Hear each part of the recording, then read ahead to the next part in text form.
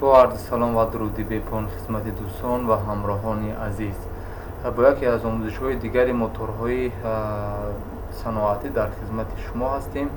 ما قبلا هم در بخش موتورهای اسینخرونی و موتور اسینخرونی سه فازه و اینچنین سه فازه روتور قفسی و روتور سیمپیج گفته گذاشتیم. و یک بخش دیگری مهمی از موتورهای صنعتی بود، موتورهایی که بخش اسینخرونی و قسمتی تک فازه یعنی یک فازه.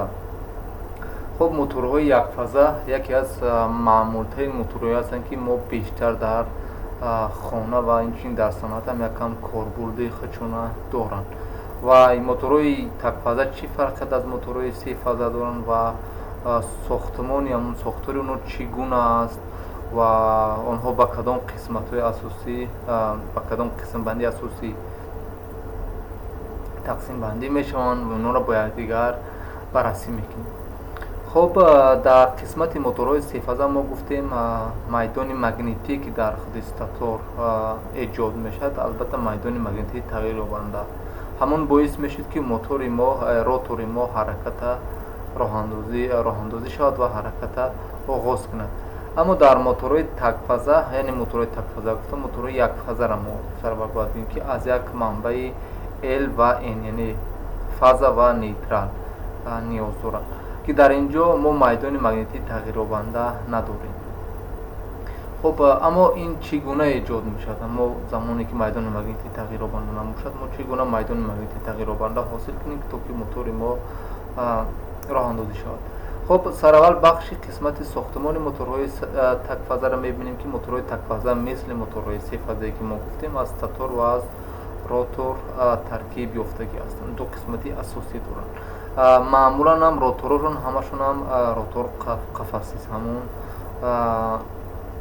اتصالی کدوری که ما میگیم. تقریبا دیگر نمود روتورها نداریم، مثل بگیم روتوری که در ما سیمپیج بود در اینجا نیست. تک فازه ما قریب تماما این گونه روتور نداریم. خب بخشی استاتورش هم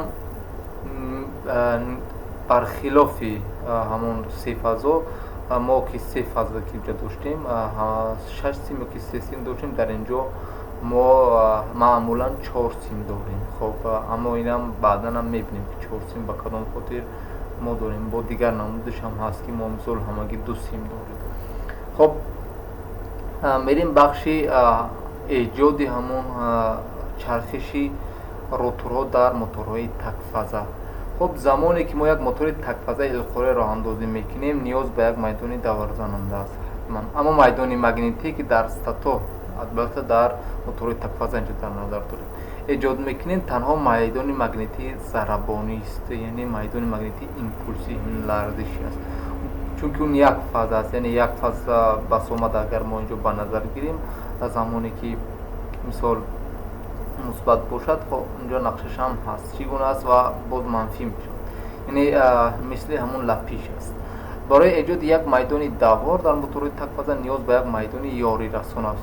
اینجا از اینجا پیدا میشد که ما نیاز به یک میدان یاری رسان داریم که تو که همین میدان را بکنیم که معمولا 90 درجه از میدان اصلی اختلاف دارد. این باعث می شود که میدان های مغناطیسی 90 درجه خارج از تراز یعنی موازنت می شوند. یعنی زمانی که ما یک میدان مگنتیک دیگر را می گیریم و در 90 درجه از میدان مگنتیک اصلی میگذاریم و روتور ما زمانی که ما راه اندازی میکنیم روتور ما کوشش میکند که همون میدان مگنتیک را موازنت چند نگاه دارد. اما همین چیز از همین جهت موتور میخواد که موازنت مغناطیسی را نگاه دارد که یک گشتاور راه اندازی ایجاد میشد. یعنی میخواد که همون موازنت بین این دو میدان ایجاد کنید که نمیشد و همین سبب میشد که روتور ما با چرخش شروع کند. مثال اگر در موتور تک فازه ما اگر یک سیمپیچ هم اصلی همون گیریم، سیمپیچ اصلیش گیریم، منبعش با همون سیمپیچ تامین کنیم در شدت 220 ولت و با دست اگر روتوری اونو به یگان سمت چرخونیم فرض کنیم به طرف چپگرد، میبینی که موتور ما چپگرد راه اندازی میشه. یعنی اگر ما کمک کنیم زمان راه اندازی به یک وسیله باشد، بگذار با دست مثال ما کمک کنیم اون راه اندازی میشه. مثال زمانی که موتور تک فازه سیمپیچی یاری رسانشون از کار میفته мисол месӯзад ё ки конденсатор месӯзад, шумо ба даст агар ҳамаро роҳандозӣ кунед мебинед ки кор мекунад. хоб ин ҳам сабабаш ҳамин аст ки ҳамон майдони ёрирассоне ки барои роҳандозӣ буд, ҳамон майдони ёрирассон мисол аз тарафи шумо эҷод мешавад, як қувваи ёрирасон эҷод мешавад, роҳандозӣ мешавад ва мотори шумо роҳандозӣ мешавад, ба кор шурӯъ мекунед. агар бархилоф боз ростгард агар топтед, мебинед ки бо тарафи рост ҳамин чархиша анҷом медиҳад, яъне ҳамон кӯмаке ки барои роҳандозӣ буд аз тарафи шумо мешавад.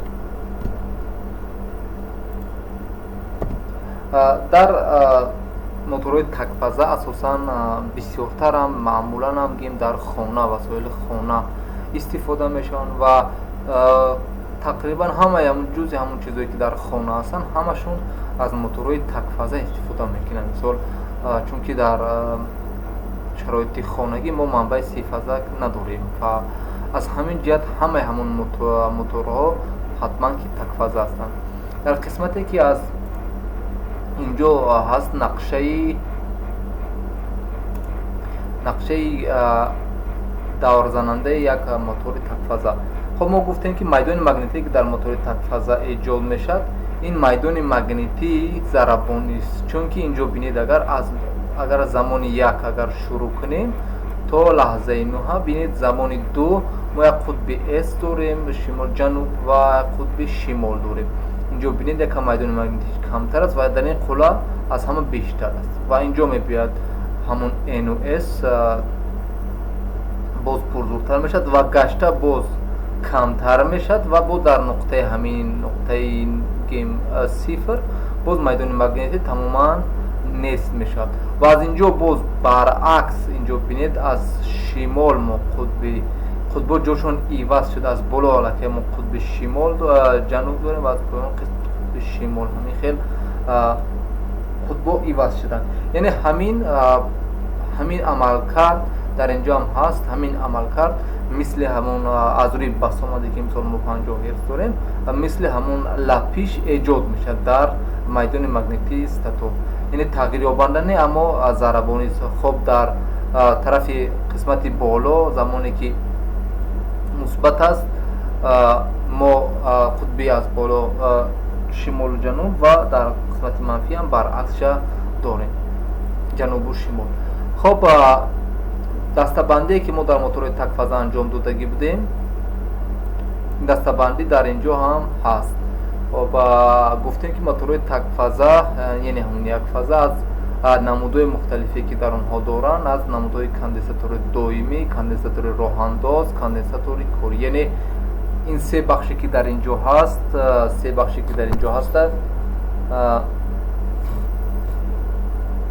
яъне ин қисмат се бахше ки буд мо агар ҷудо кунем,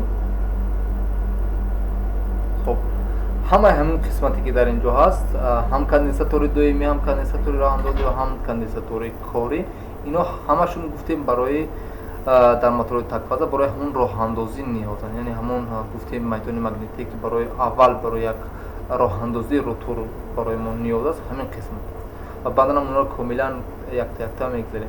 ва боз фази шикаста дорем ки ин камтар дигархелтар аст, фақат роҳандозӣ мекунад ва аз мадор хориҷ мешавад. қутби чокдор ки ин моторе ки дар инҷо ҳаст, яъне ҳамин намуди моторе ки дар инҷо ҳаст, ин намунае аз қутби чокдор аст, яъне мотори қутби чокдор. хоб муқовимати тағйирёбанда буд намуди дигаршон ва ин буд як маълумоти кӯтоҳ дар бахши ҳамон гем содатар дар бахши моторҳои такфаза ки чӣ гуна онҳо роҳандозӣ мешаванд ва дастабандие ки дар инҷо буд аз тарафи мо дастабандира мо комилан дона мегзарем то ки ҳар як мотора аз якдигар мисол моторҳои такфазара аз якдигар фарқ кунем, чунки хеле ҳам мисол дар саноат мо моторҳои сефазае ки доштем ҳаманги ду намуд мо онро асинхронӣ ду намуд дастабандӣ кардем, якшам буд ротор қафасӣ ва дигарашам ротор симпич, аммо моторҳои такфаза маъмулан хеле ҳам зиёданд ва имрӯза ҳам хеле намудҳои гуногуншон мавҷуд ҳастанд. аз ҳамин ҷиҳат дастабандии онҳо ва содатар кардани ҳамон омӯзиши моторҳои такфаза беҳтараш ҳам аст ки якам дарсҳои алоҳида дар бахши ҳар як моторҳои такфаза бошад, то ки инҳоро аз якдигар фарқ кунем ва равишҳои роҳандозишонро ба якдигар баррасӣ кунем ва мадорҳои идоракунишонро чӣ гуна онҳо идора мешаванд.